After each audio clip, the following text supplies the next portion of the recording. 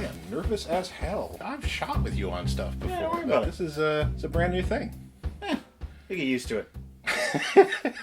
If you do it for a decade, then yeah, I suppose you get used to it. We got used to it pretty easy. I remember our first shoot went really smooth, and I had a crisis because we did our summaries. We summarized the movie in the Nook. Oh yeah.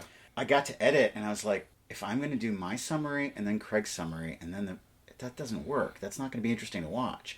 And then I thought, it's got to all get cut together. Oh yeah, the intercut. I didn't figure that out until after the first episode was shot. Really? Yeah. That's kind of a key thing That's of the kind show. of a key thing of the show, yeah. So, you got nothing to be nervous about. It all comes together. Before we get to the movie, I just want to say to the folks that obviously there is a new person sitting in the chair here.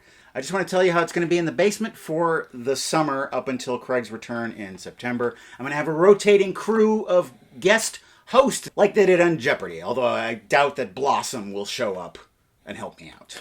Rip! It's me, Miam Balak. After September, I'm not sure how I'm going to proceed from then. I might settle on a host. I might settle on a group of hosts. Who knows? It's an exciting time here in the basement. I know it's a bummer that Craig's not here. We all are bummed out by that, but we're going to have fun anyway, so let's get started. Yee! Yee. Yeah, yee. Had a lot of tumultuous feelings all at once. They coalesced, and they came out as a yee. Welcome to the basement, Tony Mayer. Thank you, Matt Sloan, for having me in the basement. I have a movie in this envelope. You do not know what this movie is, correct? Not a clue. I'm going to take it out of the envelope, we're going to go watch it, and then we're going to talk about it. Sound good? Sounds just like I expected this experience to be. Good. Not only do we have a new co-host sitting in the chair, it is also Cartoon June. Yes! So this movie is animated, or claymated, if you will. Oh. I wanted the movie I show you tonight to be bonkers insane. And that is why we are watching The Adventures of Mark Twain. Oh my gosh! I have seen exactly one scene from this movie. Yeah, we all know the scene you saw. Exactly. And I've wanted to see the rest of this. Released in 1985, its title in the UK was Comet Quest. TAOMT was directed by Will Vinton and stars James Whitmore and a bunch of kids. Production took 3.5 years, and this is the first ever feature-length claymation film. Really? Yeah. For those of you keeping score, this is the 5th movie we've watched on the show with The Adventures of in the title. The others being Robin Hood, Elmo in Grouchland, Buckaroo Banzai Across the 8th Dimension, and the other one. There was a really neat documentary about Will Vinton that I saw the trailer for, I want to say late last year, early this year. He's the genius behind the California Raisins. He is. And the Will Vinton Claymation Christmas, which is permanently burned into my brain. There's a dumb dinosaur and a smart dinosaur that host it, and they're trying to figure out what wassailing is. This movie promises magic and wonder, and so I thought your gift should promise the same things. See, we're so accurate because it is the amazing magical wonder deck. That's right, and it's all yours. All that magic and wonder, Tony. See the astounding ace of clubs. What strange forces have punctured this card? I guess bees. Yeah, Bees have punctured that card. It was one big bee. That is a huge hole. Well, get in your airship and fly on over to the old leather couch where we are going to rendezvous with the adventures of Mark Twain. Whatcha? Ooh, you're cozy.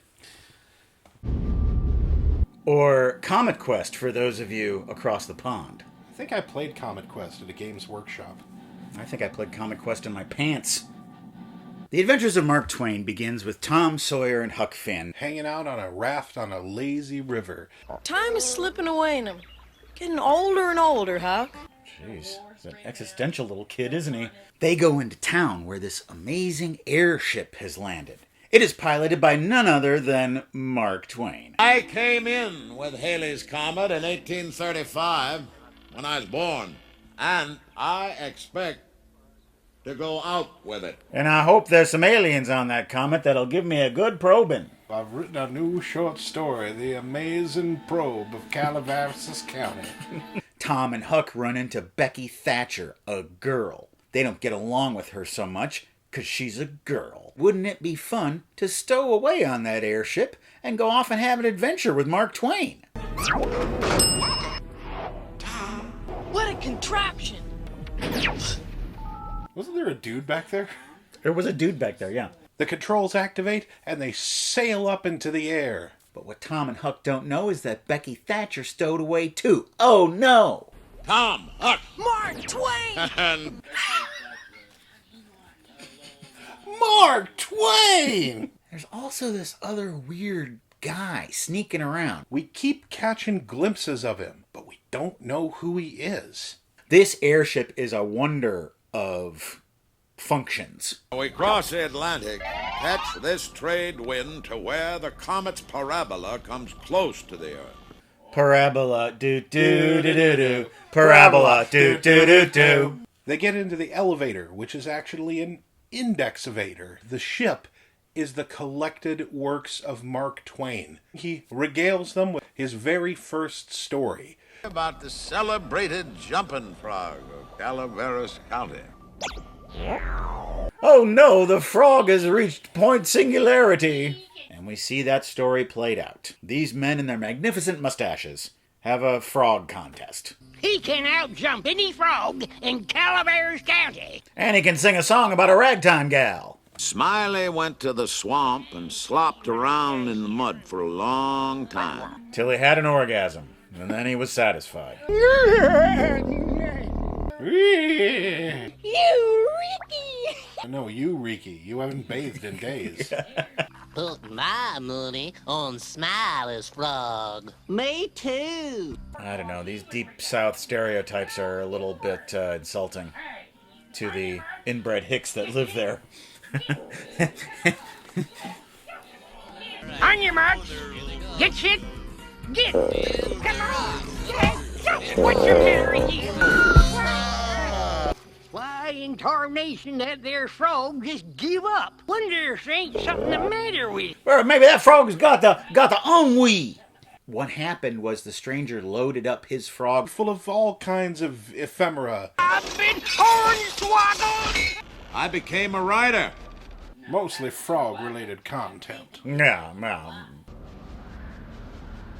What are we gonna do? When he said, "What are we gonna do?" that was the screenwriter running out of ideas. Nowadays they call him Indigenous Joe. They go into Mark Twain's study. Oh, here you are. I'm here to irritate you with my gender. And they see these two statues. It's Adam and Eve. They don't have any clothes on because they're Adam and Eve. They're naked. The way I heard it, that Eve caused nothing but trouble. Tom Sawyer, men's rights activist. The Diary of Adam and Eve. I've also got the Diary of Adam and Steve. That one's pretty exciting too. We see the creation of the world. Oh, this is nice. Oops. What am I doing? Oh God, what am I doing? God sounds a little hungover. Happy birthday to Earth. He's gonna love this place. He's having fun, and then this woman shows up, Eve. I think it is a man. Mark Twain. Adam doesn't understand her. It was trying to catch the speckled fishes that play in the pool. I don't want any more of this yap, yap, yap. I want these two to get busy. We all know that we're waiting for that. We want these two to bump nasties together. We want them to knock boots. I want these two to get it on. Tony. I keep wanting to call you Craig. It will slip at some point. That's okay. Friday. The day that Rebecca Black famously sang about. G. Gordon Liddy! And one day she eats a bite of an apple. Yes, yes!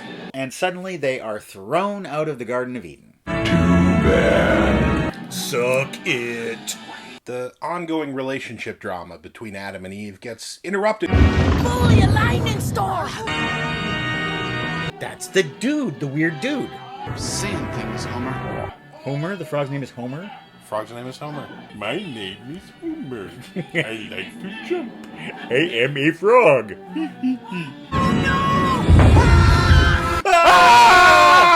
We've lost valuable time. Most of it when I was telling you that Adam and Eve story. Behind another door. Who are you? an angel.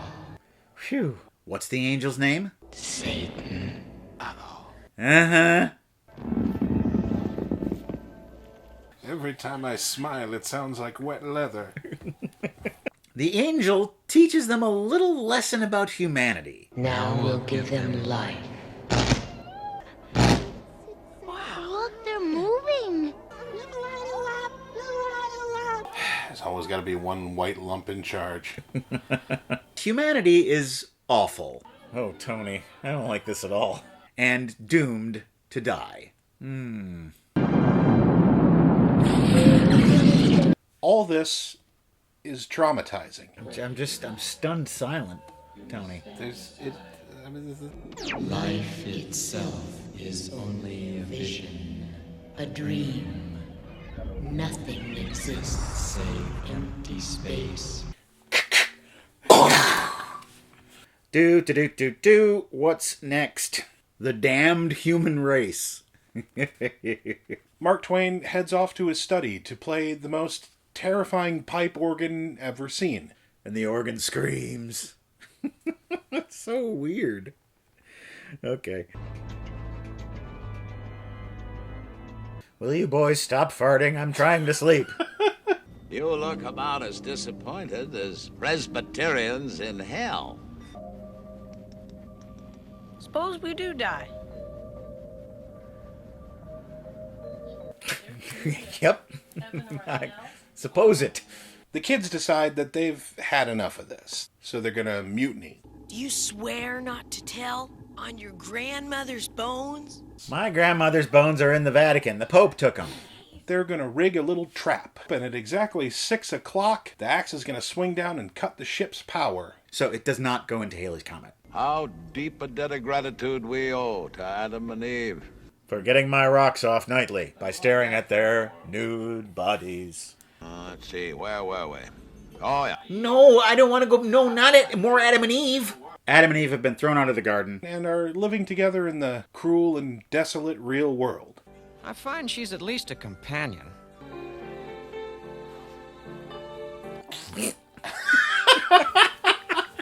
Would you like to see my etchings? All right, there's your... What? No! Come on! I want clay sex. Eve is left-handed, which explains her predilection to sin. It is probably some kind of bear. Mama! Papa! Wasn't that baby on the cover of a Primus album? It's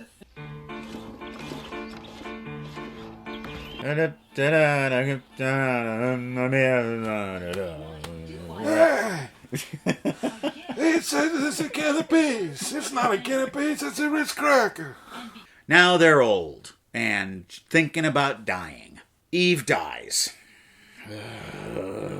He's going to that comet because he wants to be reunited with the love of his life. We're too young to die. Die? Fiddlesticks, you're not gonna die. You're going to be killed by me. Oh no, but we sabotaged the ship. What are we going to do now? Fortunately, Homer the Frog saves the day. Okay, Homer, 14 and a half big ones as the crow flies. Inside the fence, hold the back flip so you can see the driver, then slide one big one due east. Roger. What the? It's the pressure. The pressure. Dun dun dun dun dun dun dun. Dun dun dun dun dun dun dun. By jings, he did it. Yay, Homer! They are chasing that comet. The ship is too heavy, so they gotta throw everything off that's not essential. Yes, throw out all these stupid books. Throw out these ladies' high heels that I carry for no important reason. Mark Twain turns the ship into a high-flying, racing airship. Lower the pressure valve. Lower the pressure. Dun, dun, dun, dun, dun, dun, dun, dun, dun, dun, dun, dun. There's a meteor shower. Got one. Wow, got another one. Don't get cocky, kid. They make it through, and they're in the center of Halley's Comet. It's awe-inspiring. And Mark... I can't just call him Mark. It doesn't feel proper. Mr. Twain. Mr. Twain. He's ready to go, but he's got to take someone else with him. And that guy shows up, the guy who keeps wandering around, who we never see. And it's Mark Twain's dark half. If you've ever read the Stephen King novel, The Dark Half, where he talks about a dark half too. This is like that, but Mark Twain's dark half doesn't murder anybody that we know of. Now it's time for me and my other half to become one and then become dust. Bye-bye. The Adventures of Mark Twain. The movie you've been watching the whole time. Flash of comet fire coming to find you. Oh, Mark Twain is coming to find you. It's a banjo power ballad. The Adventures of Mark Twain. After watching that, I am as disappointed as a Presbyterian in hell. I'm not disappointed in it because it's weird and dark. That's actually the part I liked about it. That was the most enjoyable part. I just think there was an opportunity for a good story here, and that opportunity was squandered. There was a lot of Adam and Eve. There was too much Adam and Eve. It was split into two separate parts, and the first part just went on and on and on. I mean, I like the idea that they're going to go and see these little stories. And, we're going to have these little adventures within adventures. But they were too long and they were too much of the thing. And I wanted to see more of some sort of connection between the kids and with Twain. Explore the idea that he is their author. Or is he their author? We have these three characters, Tom, Huck, and Becky. Mm-hmm. They have already established relationships from these books. But those relationships weren't even here. You don't even have to write it. It's already written. Tom Sawyer shows his inventiveness. It's a murder trap that we thought was going to kill Mark Twain. Right. We get a little bit of that, but we don't get that from Huck and Becky. Huck is dazed through most of the movie. Yeah. When you have an ensemble of kids in a story like this, you want each of them to serve a purpose. I think if there is a subgenre, this movie is the only one in that subgenre, okay. And that's claymation contemplation. If I may, claytemplation. Yes, claytemplation, in which we and a team of highly skilled animators spend 3.5 years doing a think piece on the inevitability of death. Yeah. Boy, did it get morbid right out the gate, and the hits just kept on coming. It's not just death, but there's so much about aging and getting old in this kids' movie, which, I don't know, it seems like this is the kids' movie that Mark Twain would have made. I have the feeling you and I came to this movie having both seen the same scene, which is the one that the internet loves, when they open the door and they meet the mysterious stranger. Satan. This is a hard turn into straight-up nightmare territory. Yeah. I thought Mark Twain was well animated. I particularly liked his mustache. There was a lot of incredible mustache animation. I found myself distracted by the mustache constantly. The whole ending of the movie is the ending of Star Trek: The Motion Picture. Commander Decker and Lieutenant Ilea, the bald lady, yeah, merge together into one being, and then they merge with an even bigger thing. Voyager 6. And in this movie, it's the comet. Right. Star Trek: The Motion Picture came out in 1979. This movie came out in 83, 84. 3.5 years of time, somebody was sitting in the movie theater and went, there's our ending. Someone with more time on their hands and dedication might be able to break this movie down into the 7 stages of grief. Mm-hmm. Maybe that's the structure that we can't see in this. There's a big theme, especially that it coalesces at the end when we see Adam and Eve, and they are pretty much Mark Twain and his wife. Oh, so this whole thing has been kind of a roundabout journey of you missing the love of your life. It made me want to read more Mark Twain. That's not a bad thing. Not a bad thing at all. Well, the Adventures of Mark Twain have sailed off down the river, and now it's time for us to sail on over to a little feature we call Seen It. I've heard of this, how you say, Seen It. Suzanne Denime's ex, the man with X-ray eyes, really creeped me out. Seen It. Seen It. Did Corman direct this? I want to say he directed it. Along with The Intruder, this is definitely one of his best. I first saw it way too young to be ready for it. And the writing is really beautiful. Here's an example. I've come to tell you what I see. There are great darknesses, farther than time itself, and beyond the darkness, a light that glows and changes. And in the center of the universe, the eye.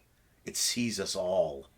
There's definitely some influence of H.P. Lovecraft, like there are things at the core of the universe that we can't comprehend, and if we see, we go mad. We go mad, yeah. It's no surprise to the viewers of this show that Ray Milland can play hysteria like a real son of a bitch. Oh, sure. Cue the bat. Hey, now, that's my job. I'm sorry. I say cue the bat. I'm bad with power. Just his performance and the contact lenses he wears throughout the movie that change his eyes until they're these horrible black nightmare holes in the center of his face. Yeah. And I can't remember for the life of me who played I think there's a guy who runs him as like a carny. Don Rickles. It is Rickles! Yeah. I thought it was Rickles.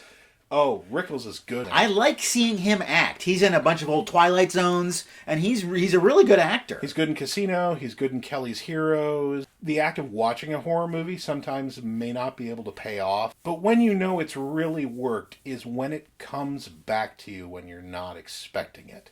If you're going through a dark room, if you're in a scenario that kicks the little trigger in your head and puts the fear or the uncertainty into you, that's how you know it was good and it got to you. That's that worm that works its way into your brain that you just can't stop thinking about. Oh, yeah.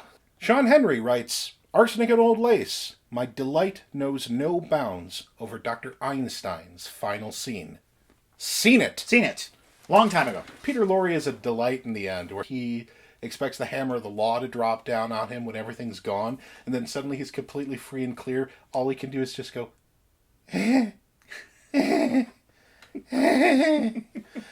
It's a play and a movie full of beautiful moments. Yeah. Remember how I used to torture you, Mortimer?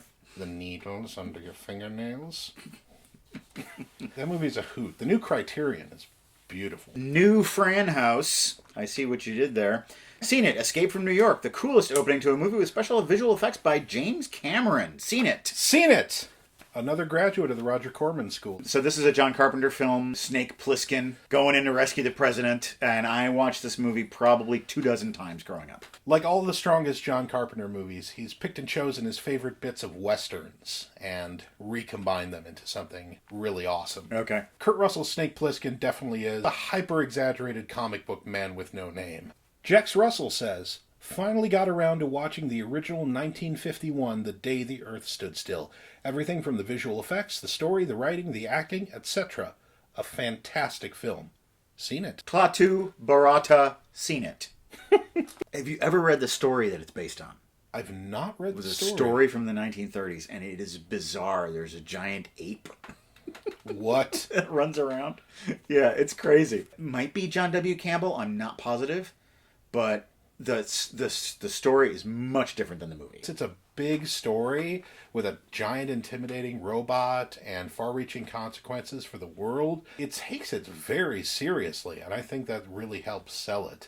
You could very easily get Gort wrong. One sight of him, one bad shot could suck the wind out of that movie. But it doesn't. They had two suits built for Gort, one with the enclosure in the front, one in the enclosure in the back, so that whenever you saw him on screen from an angle, they used the right one, so he was always just this seamless piece of material. That's a being you don't want to see the zipper. Not one bit. Okay, that's Seen It. Oh God, Seen It's addicting. I could do Seen It for days.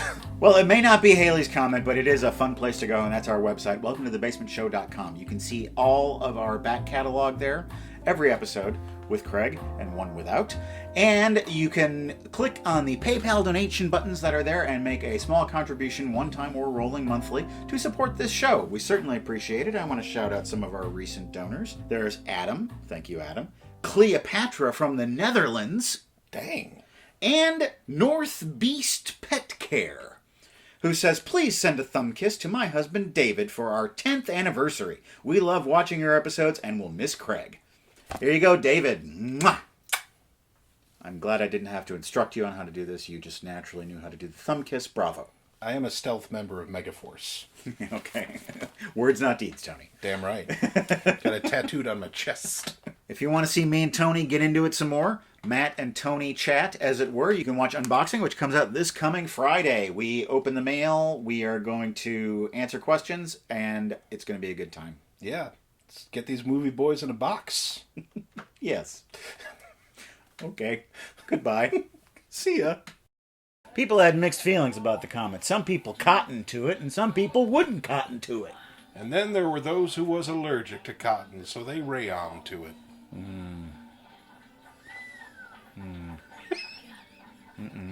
You look about as disappointed as Presbyterians in hell.